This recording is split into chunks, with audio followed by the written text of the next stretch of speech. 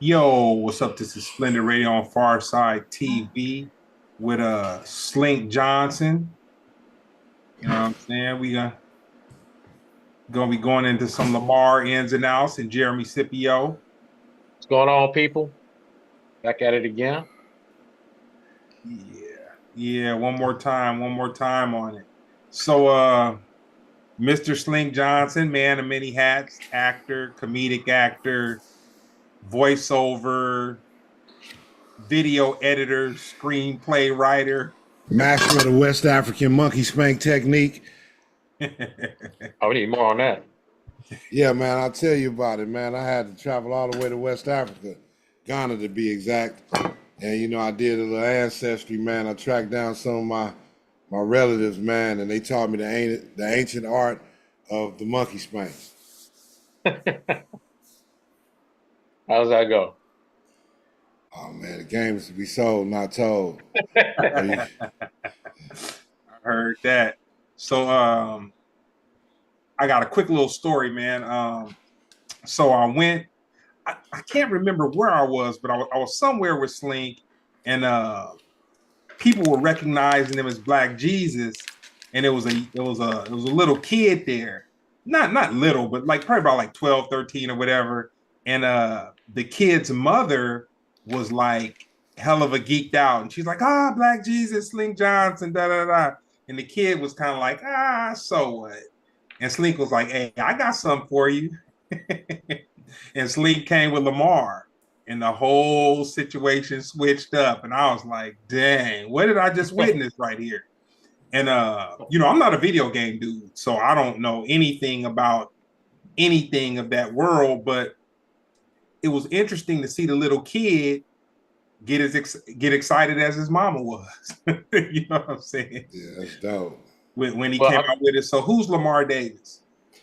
Lamar Davis is a child of Los Santos, San Andreas. Lamar Davis is a protagonist. He's an anti-hero. He's a member of the gang. Lamar Davis is a G, a gangster shit guru, a visionary. You know what I'm saying? Lamar Davis is an entrepreneur and a businessman. Lamar Davis is a cold killer.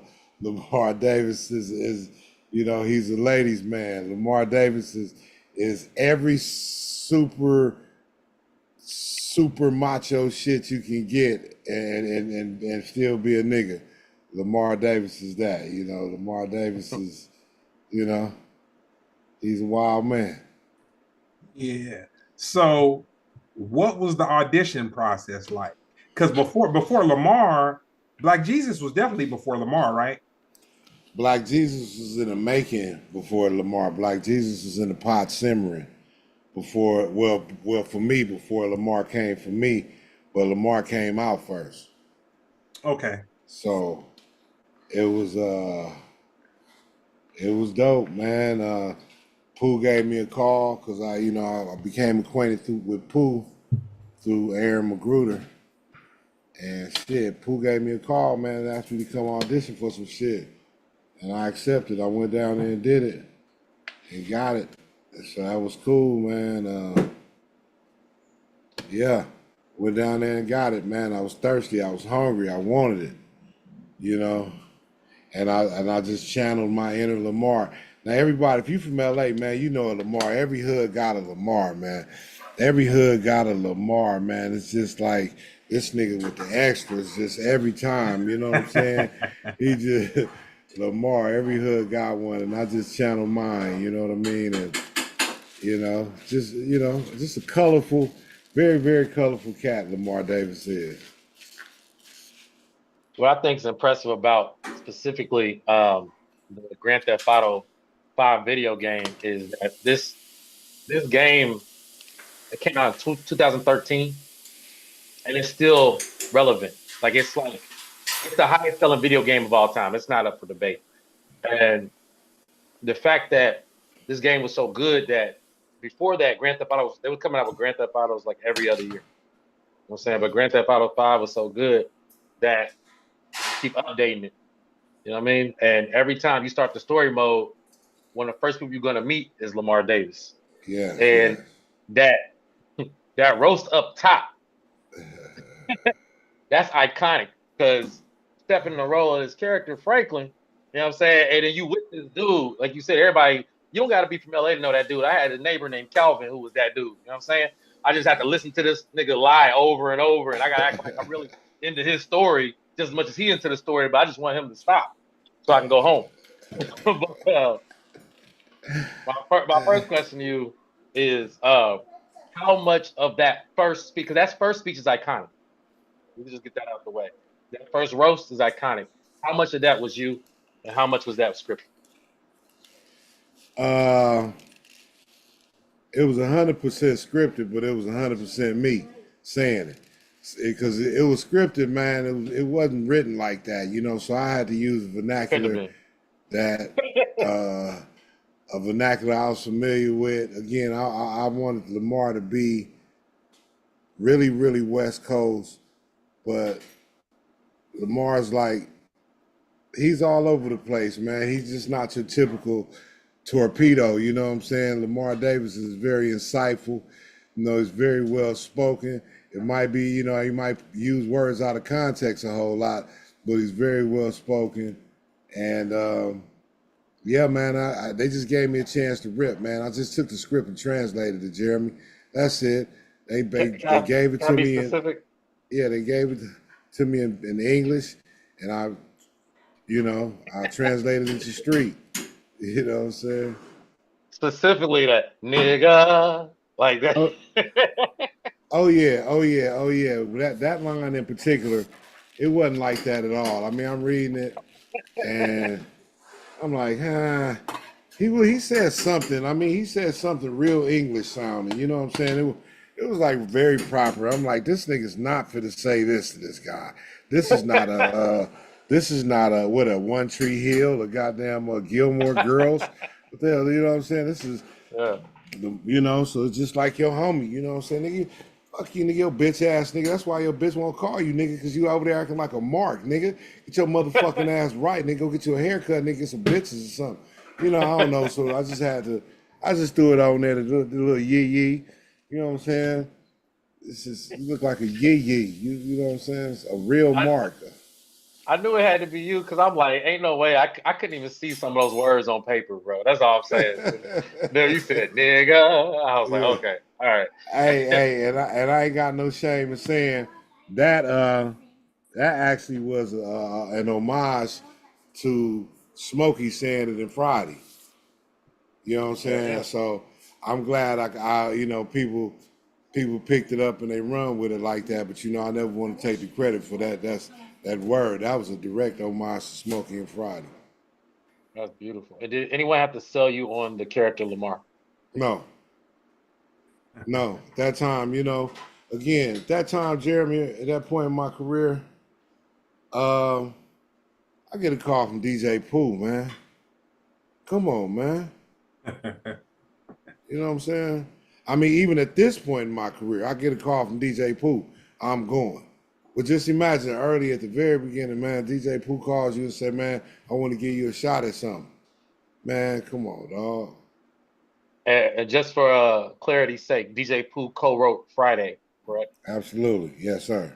DJ Pooh co-wrote Friday, and has his legend so deep in West Coast hip hop and pop culture in general.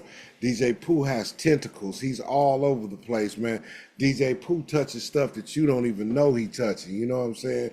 DJ Pooh's influence on the culture, man, has been,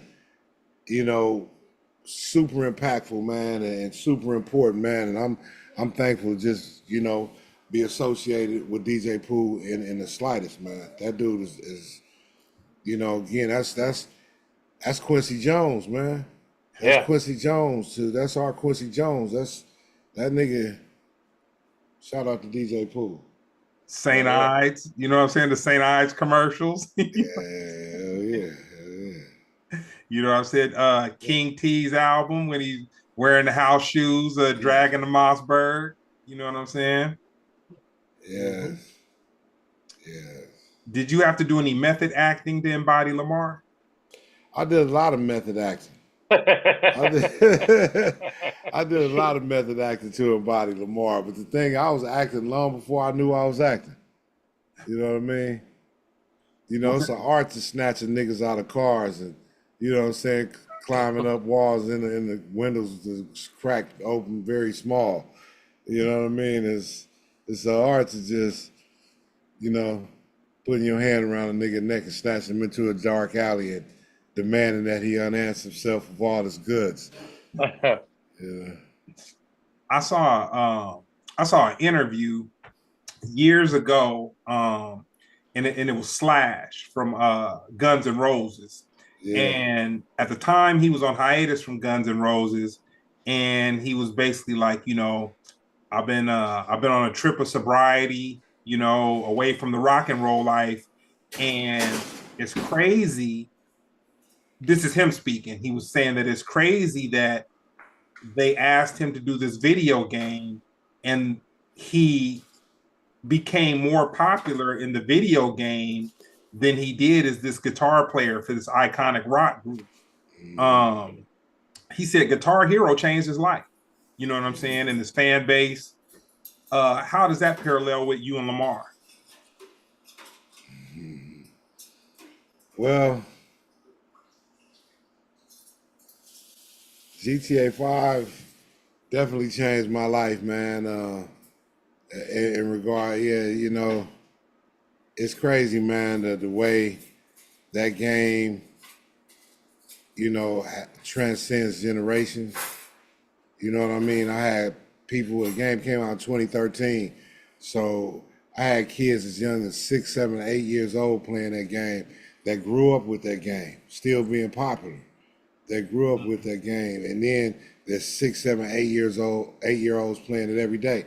Now, don't get me wrong, I'm not advocating for small children to play it, you know what I'm saying, especially unsupervised or untrained or uninformed, but it is what it is. A whole bunch of little kids started watching this shit and they grew up with it, so it definitely changed my life in that regard because it keeps me on the radar of the youngsters for a long time. And getting a young fan, as long as you can kind of grow with them, man, you can have fans for a long time, man. Them kids, they rock, man, they've been rocking with you since they 9, 10 years old. Now they 24, 25 years old. Bruh, they making moves, making changes, you know what I mean?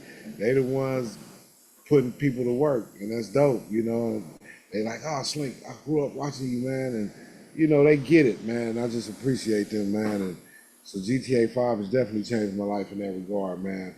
Put me in a whole different, you know, it keeps me young, I'll say. How'd you learn what Comic-Con was and how important is it to Lamar's legacy? I still haven't done a Comic-Con. Oh, well, we could change that.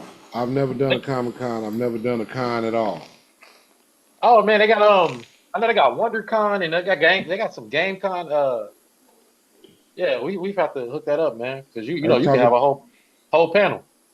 Let's talk about it off camera. Yeah, for sure. Yeah, I was gonna say Lamar. Yeah, Lamar. Because I know they had the GTA Online, like that goes on after Grand Theft Auto 5. Did he appear in any other missions or anything like that afterwards, or it was just the main story? I mean, you know, Lamar kind of curates GTA Online. He does a bunch of stuff, man. Don't give me the line.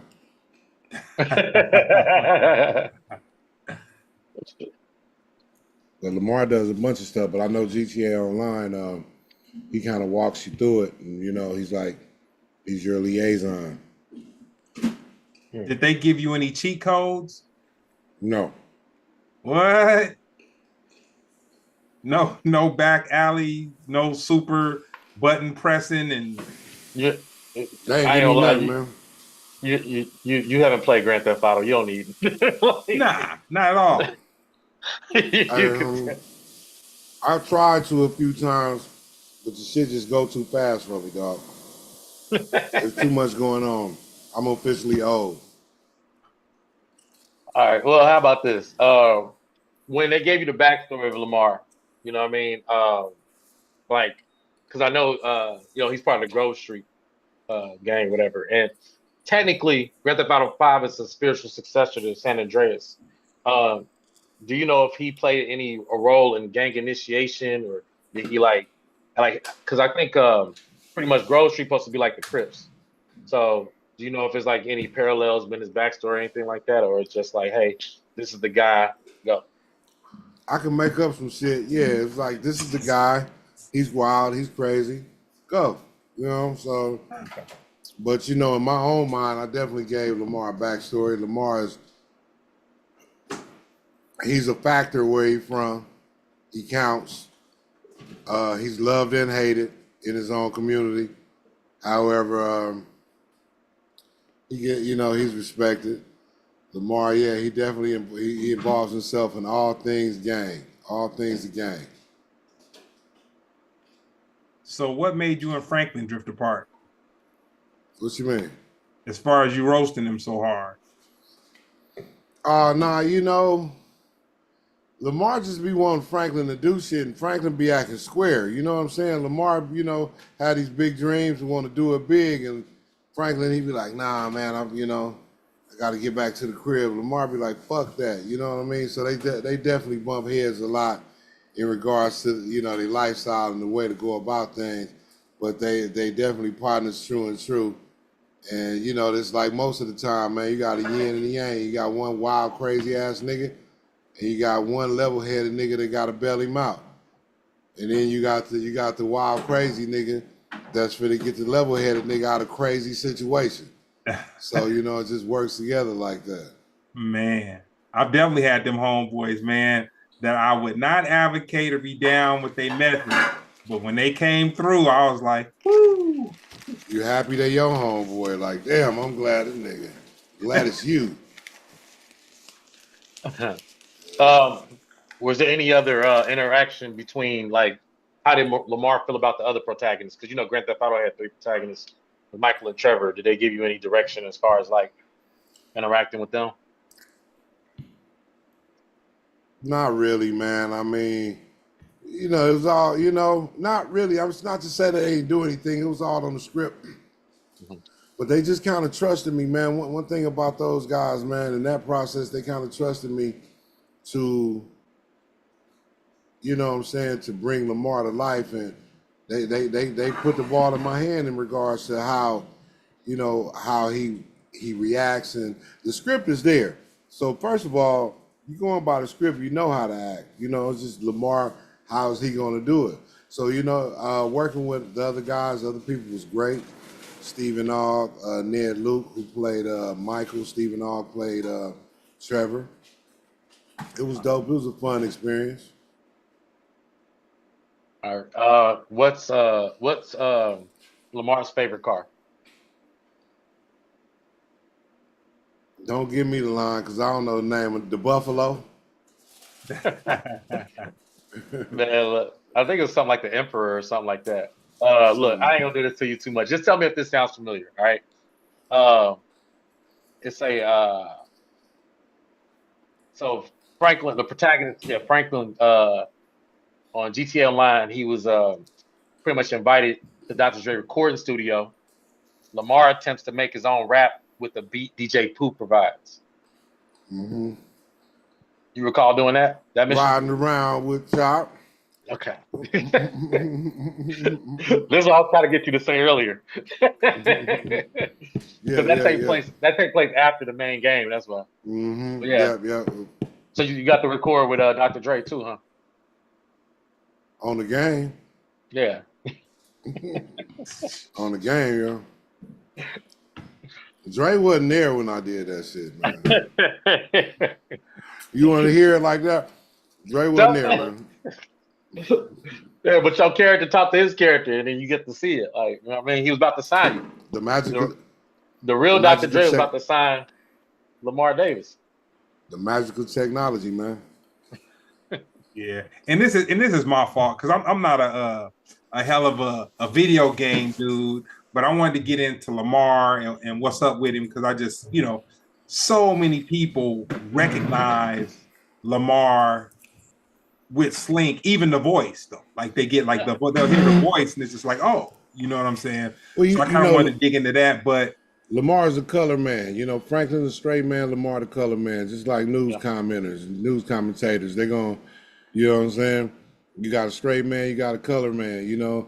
And, you know, the straight man give it to you and the color man entertain you with the razzle dazzle. You know what I mean? So it's a 1-2 punch.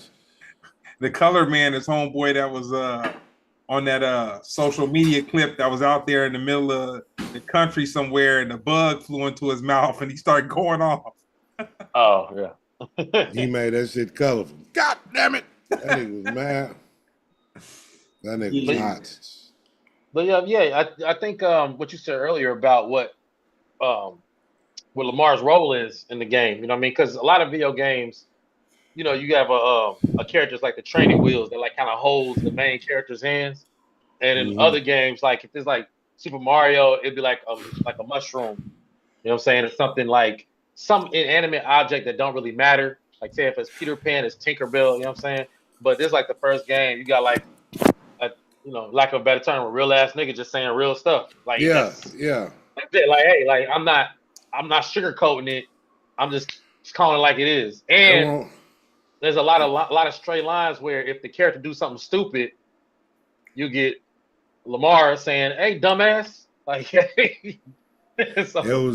it was definitely the realest niggas in the game. You know what I mean? It was definitely the realest niggas in the game. You know, again, I'm so thankful to be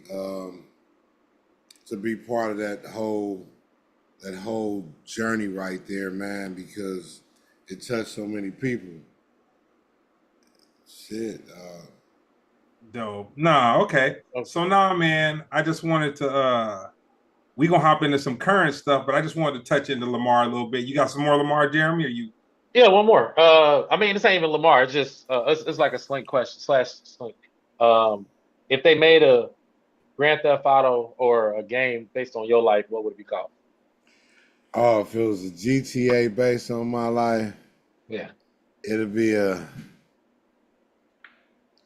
I already know what it'd be called. It'll be called Grand Theft Auto Legacy. I don't know, because my life is a legacy, and you know, I'm gonna go on to create a huge legacy that's gonna be viable and tangible for generations and generations to come after me. So I think I would call it GTA Legacy, where it start off a little kid, the humble beginnings, man, in the deep, deep South, and he get dropped off in the big city where the motherfucker becomes like one of the, he come in, he's just a small fry. And before the end of the fucking game, he's a goddamn the Normandy Beast. The Normandy Beast. He becomes the Normandy Beast. TN Beast, baby. You already know. I thought you were gonna say it was Grand Theft Auto Smoke Yours. You start off, you ain't got no weed. You be like, hey, let me talk to you, bro. Like, you smoke? Let me get yours. All right, cool. You know what I'm saying? And by the end of it, like, ain't nobody got weed but you. You know what I'm saying? Smoke everybody. Hey, the game ought to take place in Humboldt County. Like, I get dropped off in a helicopter in the middle of the Green Triangle. Yeah. Lamar versus Black Jesus, your favorite. Oh.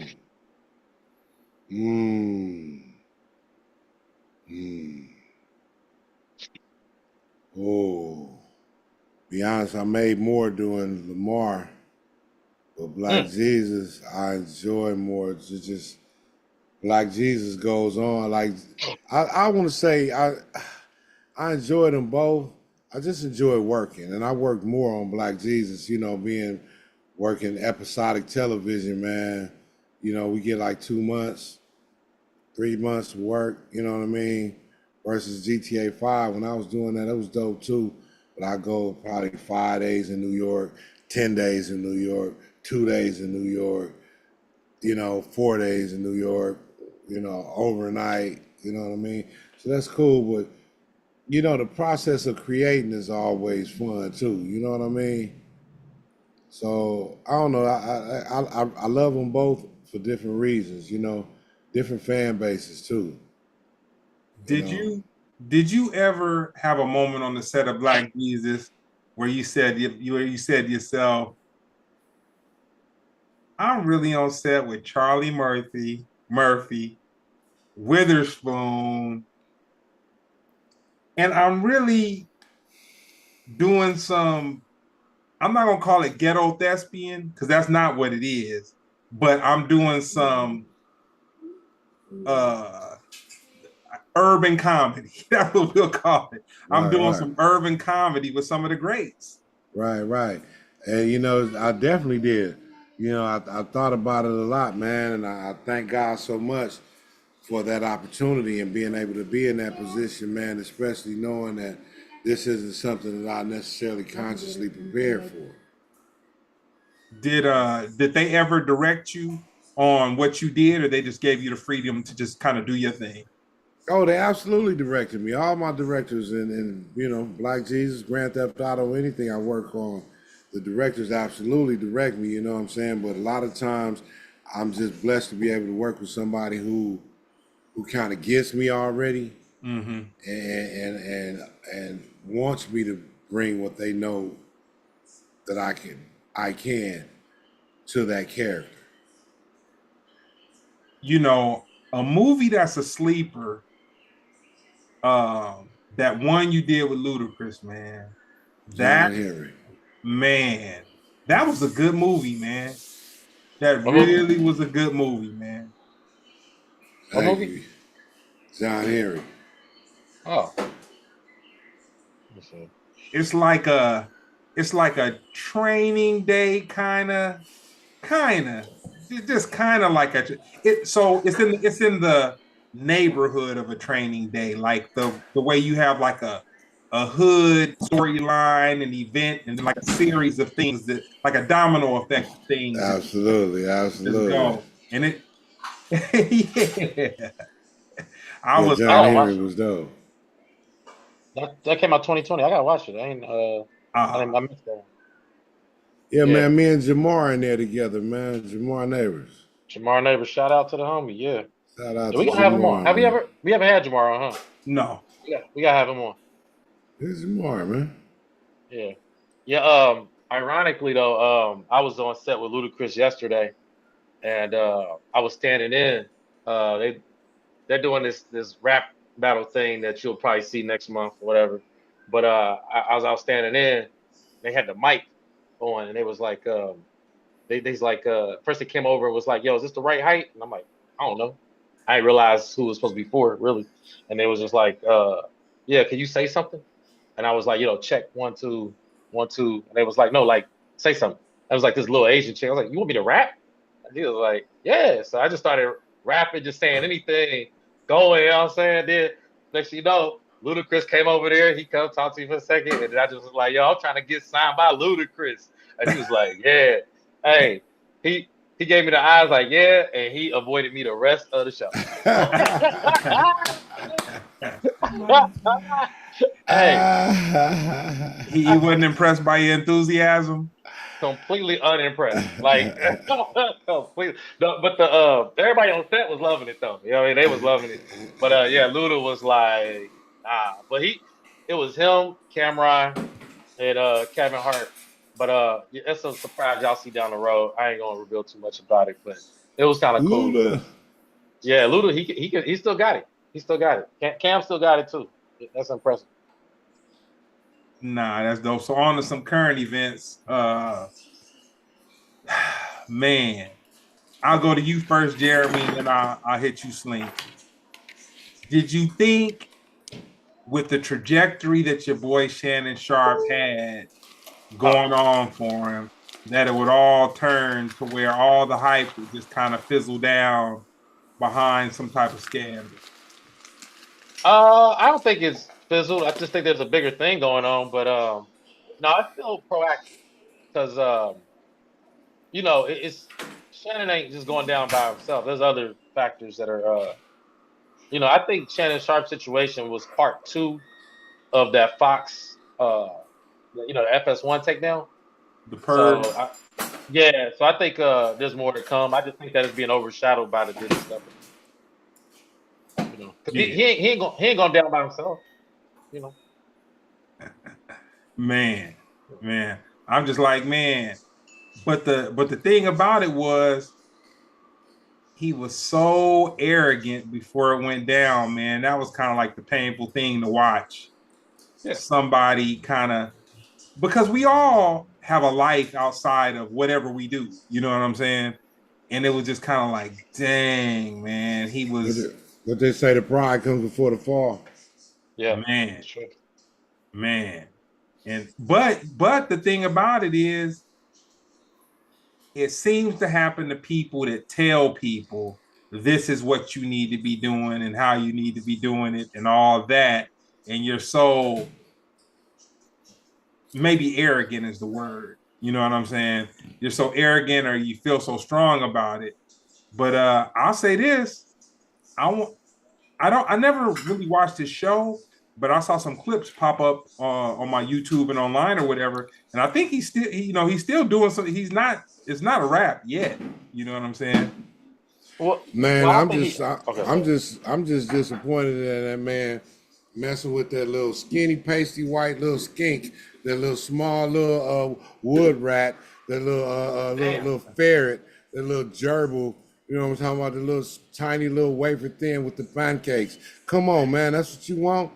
God, I mean, you know, much That's what he wanted. Anybody, you know, and you know, I can't question another man and his desires. It's on you, man. I can only observe and offer my small criticism, which don't really mean nothing. But man, come on, man. You let this little monkey fish take you down. Oh, she's real mackerel nugget, turkey tuna. She's nothing, a real nothing fish. Like how you, Shannon. He probably need to listen to Monique. Yeah, get him an auntie or something that's gonna love him down. You know, and I'm just disappointed that because he's a legendary football player too. Like you ain't been getting bitches, my nigga. You gonna wait till now get caught up? Not when you was a young buck running, young hard running motherfucker. Hey, Shannon, get me on your show. Let's talk about it. Yeah, I think the way they put out the episodes, I think they're just trying to get it clear right now. I don't know if he make any new ones because before I feel like what's the problem though? He didn't take no pussy, right? No. He didn't beat the bitch up. Then what's the problem? No. He just got caught up. I mean, that's what she accused him of. Yeah, she accused him. She accused him of like some choking and stuff like that. But the way that they interacted with each other, that was kind of their thing. You know what I'm saying? That was their thing. You know. But the crazy thing is, I don't understand how these cats have so much money. But money, I guess, money's not intelligence. And they just have these conversations with people like that. Like, do if I was in a position where a conversation could really just jerk me out the game, we'd have to talk in person, and I'd almost things would just be so minimal or whatever. But she was like baiting him, like she was like, oh, you know, talking about the choking and everything. But you could like what I got from it was they had a relationship that involved choking and rough sex or whatever. And she was just kind of like trying to make that sound like he was, you know, like he was a wild dude, like just hitting her or just whatever. Well, I ain't gonna lie. He had definitely said that if you say that one more time, I'm gonna choke. But that could be their thing, though. That wasn't. I don't think that one was. I think there is a lot of that in there. I don't think that was one. Now we could say figure of speech. You know what I'm saying? You know, because as comedians, we talk very figuratively. You know what I'm saying? But I think he meant that because it's what this came. This is a response to the accusation. Yeah. Like if somebody said like, "Hey, like you remember when you did blah blah blah to me?" He's like, "Yo, if you say that again, I'm gonna choke the shit out of you when I see you." Like, yo, don't stop saying that. Now, figure of speech, but I think it came from the soul. I don't think he was playing. As a black man, I'll say one of the most disturbing things that I saw was that he offered her $10 million, man. That's just like, ugh. Why is that disgusting? He had 100 million coming up. Yeah, Hey, man. would you want to pay $10 million for a little piece of pale beef jerky? That's Hey, quail jerky. That ain't even real beef. That's hey, man. You know, but that's the thing though, because trust me, I would love to play like, hey, if I was in that position, I wouldn't. But I feel like we've seen too many mighty men fall to where I feel like it almost come with it, like the naiveness of it, because think about like Will Smith, he had everything, but still get played by like what's the point of getting played like that? You know what I mean? Like what's the point? You can easily walk away. You know what I'm saying? And nah, it's just but too many that's men. he's not a good example because like he said divorce is not an option. You know what I'm saying? Like That's that's sucker their shit though. thing. Nah, man, dog. Your wife is getting piped out by your son's friend. Ain't no way to make that a soft. You can't. Some things you can kind of regain the power of. You can't regain the power of that. Just like Shannon Sharp getting played by the little white girl. You can't Yeah, regain the power of that. but, but Both of these people are being played out of their position, and they have powerful positions. Powerful. They being played, and any spin on it is just it's taken away from the fact that these are powerful men being played. Like there's no other way to twist it. They're losers. They're winners, but they losers in public. Now, if you lose when the camera's off, I can kind of understand. I'm like, all right, hey, sometimes you gotta pay 10 mil just so it don't get out in the public. But once it's out in the public, I want my money back. I'm paying to keep it quiet. man. So on to the Tory Lanez and the Meg Thee Stallion situation. Interesting. So when he went to jail, his father, his father's a man of the cloth, and it kind of disturbed me a little bit because it was before he could they had sentenced him, but you could tell, I knew that there would be appeals available and stuff like that. And his father just kind of was just so upset. But then I guess that's a father and his child. You know what I'm saying? But his father was so upset. He was just like, it's Rock Nation and it's, they're railroading him and all this, that, and the other. And, I just tried to wrap my mind around it.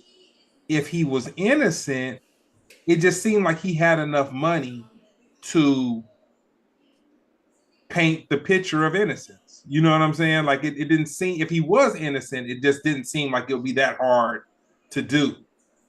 And then go ahead. Yeah. Well, I mean, I'm clearly, because we have new information, there's new stuff available. Because I'll be honest, I just thought that regardless of what happened in the car, I just felt like he was just doing too much in general. I'll explain that later. But I would say the new piece of evidence sounds like he just wasn't snitching. Well, that's what it sounded like. Well, back to people just talking too much and listening and not really, not really thinking. When he called her and apologized, if he was going to apologize, he should have said, I apologize for getting with you and getting with your homegirl.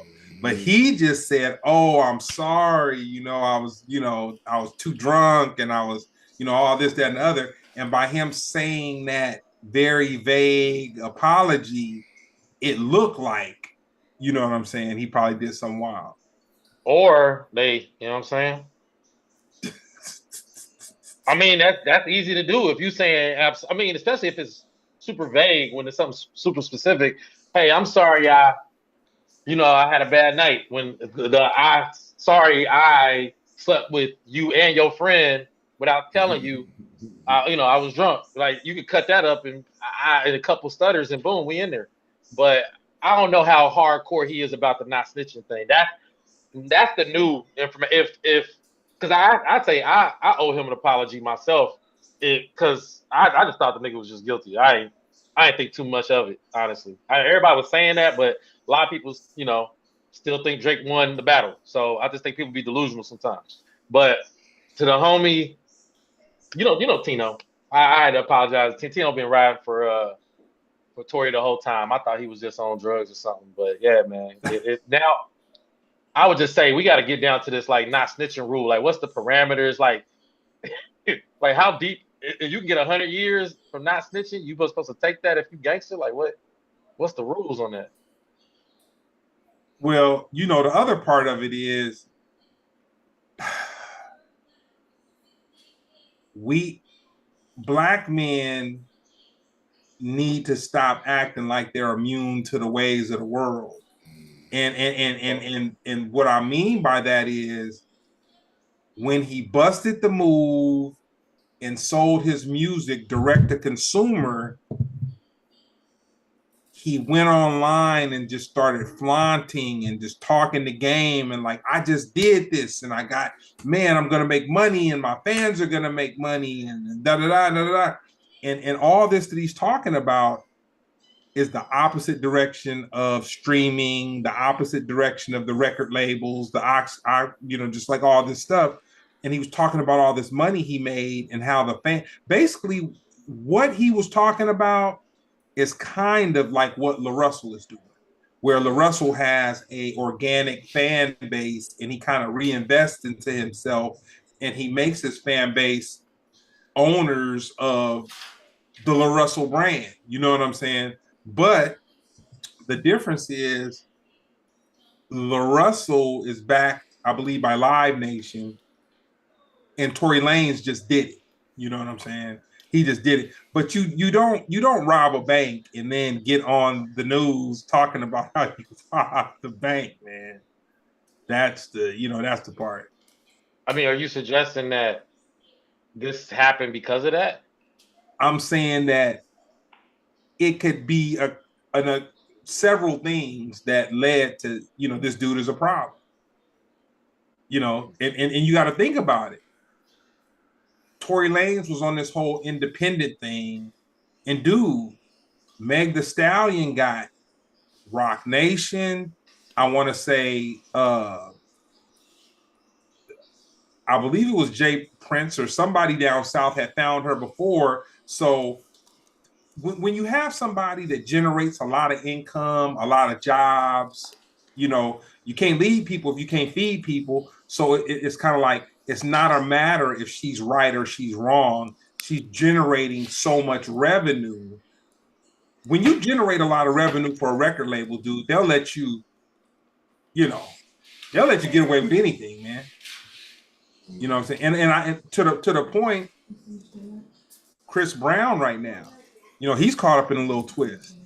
And it's kind of like, it's just crazy to me because when you have that much money, you would think that you wouldn't deal with these little mortal setbacks and problems. It would just seem like the money, like you just get a lawyer, you get an attorney, and that attorney is that attorney, and they just make it go away.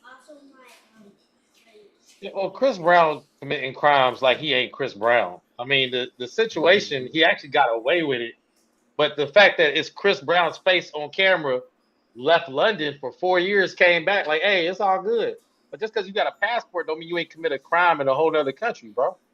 Like, that's just too much drugs, bro. Like, that's what that is. That's drugs, man. That's like if you get into a fight with somebody at a bar down the street, right? And you didn't get arrested. You went home, you went to sleep. You like, good, man. You can't pop back up there the next day like, hey, what's going on, man? They be like, hey, get your ass out of here, bruh.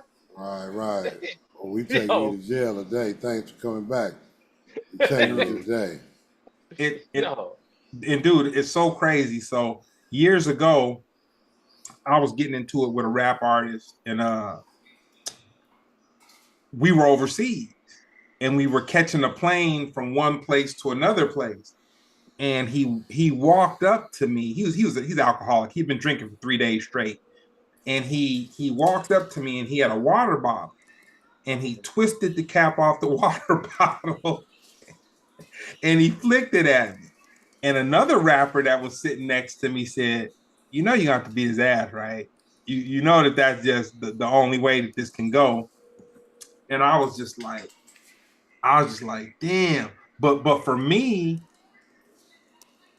at the time I was making my living with my passport.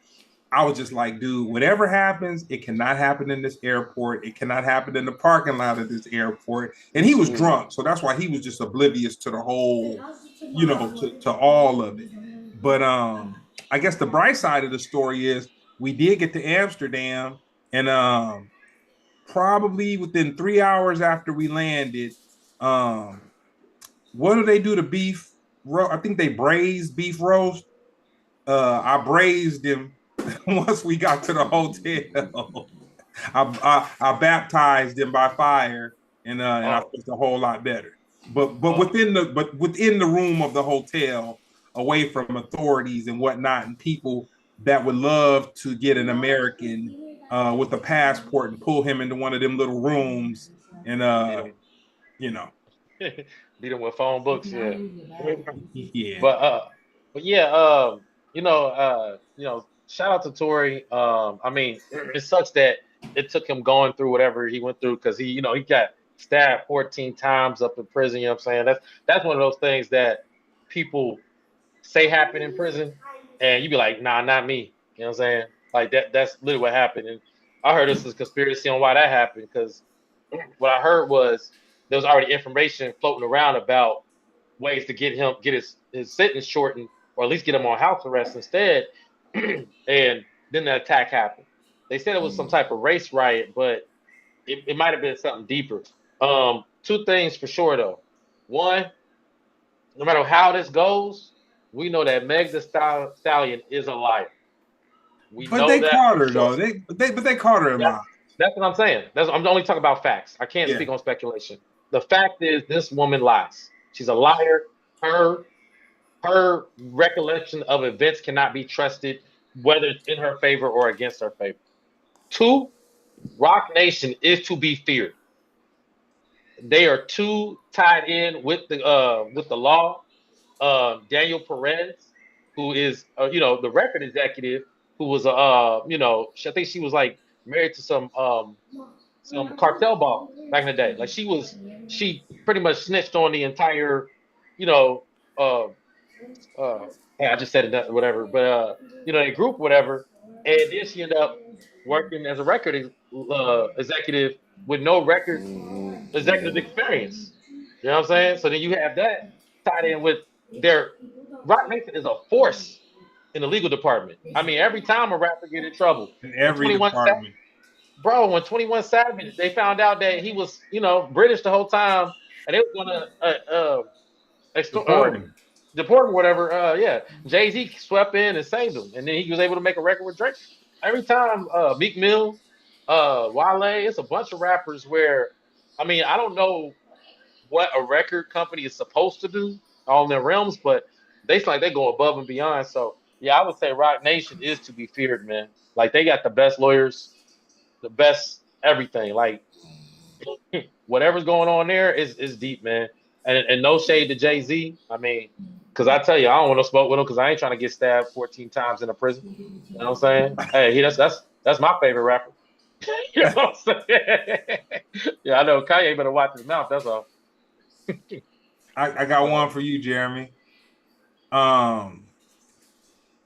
Jay-Z working with the NFL, not the Super Bowl. Jay-Z working with the NFL. You had the whole Colin Kaepernick situation. Do you think his affiliation with the NFL was enough of a distraction where people didn't care what had happened to Colin Kaepernick anymore, and it was just, I think that was a man just doing what was best for his family. He was doing what was best. He has a wife. It's none of our business why Jay-Z worked with the NFL. What was his intentions? I just know that we are past kneeling. We are past kneeling, and that boy Jay-Z still is the ain't got a greatest. job. But you know what though? Fact. Hey, facts. Kaepernick took the bread though, so that's the part. Which shoot, man, I don't fault the, but he took the bread, so Yeah. he's not gonna be able to speak on it. But I'm sure it was enough. I'm sure he got probably what he would have gotten from a very successful NFL career. Dog and some. He had a whole series on Hulu. It was like an actual about his life. It's like he didn't even finish living his life, and they had a series on his life, like he was a legend. No offense to the man, but yeah, it was very interesting. But I just say there's no money in true activism. You know what I mean? Like if you are activist to the core, you going to jail. You know what I'm saying? That's it. So take the money or go to prison. I'm pretty sure they gave him the offer. You know what I mean? Nelson Mandela, he was fighting for people against apartheid. He did time in jail. Ain't no they locked Martin Luther King up, locked Malcolm X. That's what they do to real activists. So yeah, take the money, take the series. You get a little Kaepernick Day, key to the city. You know, we make you look good. You get to pick your afro out. Yeah, yeah. But hey, man, Jay-Z, that's a great guy right there. Two So, thumbs up. Rock Nation. this dude, he threw up the rock. So, on the flip side of some stuff that Slink got going on, I see he's been digging into his whole ancestry journey and all that kind of, that kind of thing. How far have you dug down the rabbit hole? And, are you glad that you finally gave that some attention? Yeah, it's definitely interesting. It's definitely eye opening. Um, I went up to probably about my 4-time great grandfather now, and just finding out some information and seeing where you come from is definitely interesting, eye opening, and it definitely does something to me. I located a couple of missing people in my tree, and yeah, it's definitely fulfilling, man, and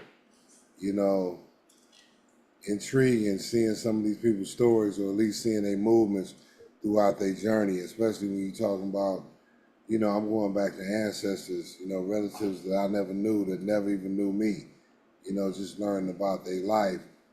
I think that's a dope thing, and it's an honorable thing, to be looked, for somebody to look back at somebody 200 years ago. Like, again, I'm talking about common folk like you and me, and not nobody who's,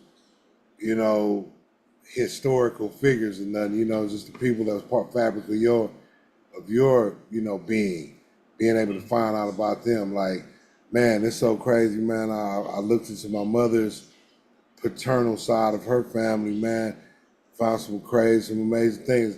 I had an uncle named Udi, Outee. You ain't never had an uncle named Udi, nigga. Udi E. Booty. That's my uncle. Oh Udi E. no, Booty. that's not real, right? Eat Nah, booty, no. Udi. Oh. Nah, his name Udi, man. I found out I got an uncle named Udi, man. Outee. But just being able, I really dig it because, again, I knew my father and I knew his father, but it was some little hiccups, you know, before that. So being able to kind of look that up and, see that, man, I feel proud to be able to call my, 4-time great grandfather name, like them people of them other ethnicities and cultures, they can trace their lineage. It's rare that we can. But because I went back, I did a little research, and I know that my great grandfather's name is Sam Adro. My great grandfather's name is Sam Adro. So now I got a new name. My new name is Son of Sam. You know what I'm talking Oh, about? I'm looking at my tree right now. I got a great grandfather. That nigga named Nathan Hendricks. You know what I'm talking about? So my new name is Slinky Hendricks. So I'm just going back and just letting all my ancestors live vicariously through me. Did you the ancestry thing that you did, was that the DNA swab? No. That's just straight looking up records, cross cross referencing. Yeah. Okay. Yeah, my sister, when she was alive, she was on me about the whole DNA swab, man. That was her thing, man. She was like, man, you got to do it. And it's crazy because I got a cousin, a first cousin that lived in Carson. And by her doing a DNA swab, we found out that, and he passed away, but we found out that dude had 2 more kids, local, we didn't know about. Like, hey, them DNA swabs, man, them DNA swabs is something else. Yeah, man, that's cold game, man. I got a couple family members that did it, and I told them like, yo, if you do it, that's half me. So just let me know what you have found. You know what I'm hey, saying? you know what I'm saying? You have your fingerprint up in the matrix around this mug. You know what I'm saying? Yeah, that's kind of what happened. I mean, I've always been skeptical about that type of stuff. And let's be real, you can't control every aspect. You know, we kind of all in the matrix in some way, shape, or form. But I just wasn't too crazy about that concept of like just having my DNA out there, blah blah blah. You know what I mean? Like, and yeah, I even though I think it is cool to find out like, okay, what part of Africa maybe your people from, but I also take pride in just being a nigga from Cincinnati. You know what I'm saying? Like, I don't think we're enough of that and enough of us. There's more Africans chilling, doing their thing than it is just niggas in America. So that's why I've never been too crazy about it. But 23andMe went bankrupt. We talked about it on here briefly, but yeah, they end up because they went bankrupt. They had to recoup some money. They sold people's DNA swabs to some companies. You know what I See, mean? So see. that privacy, you know, the terms and conditions and all that stuff that we kind of just read through and say, okay, you know, tell me what country I'm from. Dog, that stuff said, hey, we can sell your stuff if we lose our money. We can sell your actual. This ain't just like your DNA, your technological footprint. This is your actual. I mean, who knows? They could clone you somewhere. There's a clone of you walking around right now. Oh, this dude. Yeah, yeah. Well, no, man. I just wanted to touch on some bases. Again, I thought Lamar would be a cool little because so many people they love him. You know what I'm saying? And I never got the, well, I'm not a video game dude, so I never got the connection. But I did witness a youngster whose mom was very enthusiastic about Black Jesus, and he was kind of giving his mom a hard time. And Slink was like, "Yeah, I got one for you," and he busted some Lamar on him and broke him right down. You know what I'm saying? Well, I say you can when you get a chance to pop in Grand Theft Auto 5, go ahead and do that first mission. You know what I mean? Meet Lamar and take a drive around LA. You'll enjoy it. Hey, Yes.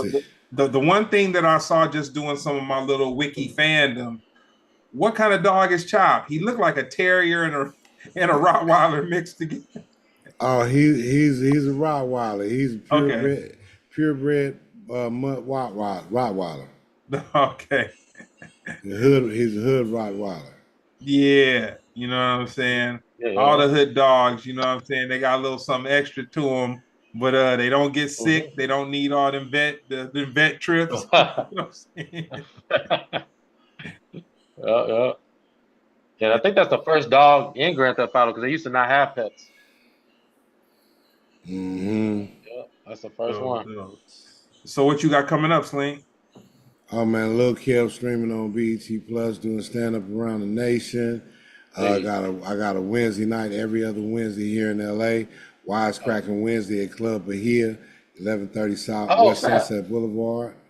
Um, man, I got the battered baby daddy self defense class. I'm still doing that. And yeah. That's cool. You, Jeremy, what you got coming up?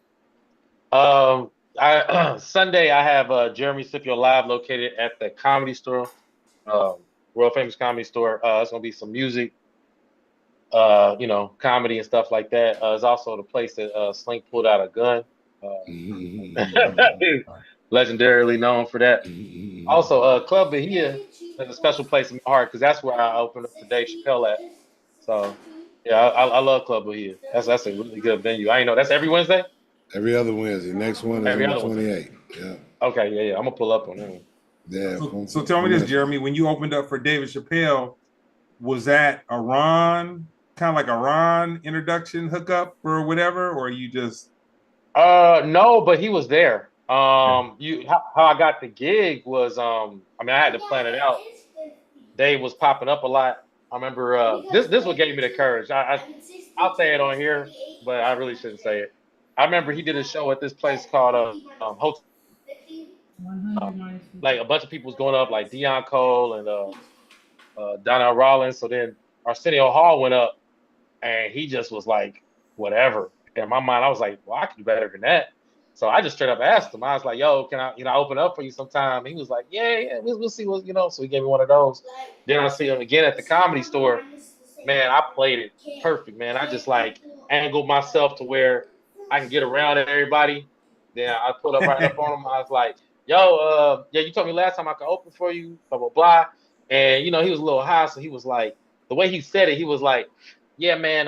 He said, I'm trying to decide when I'm going to come back.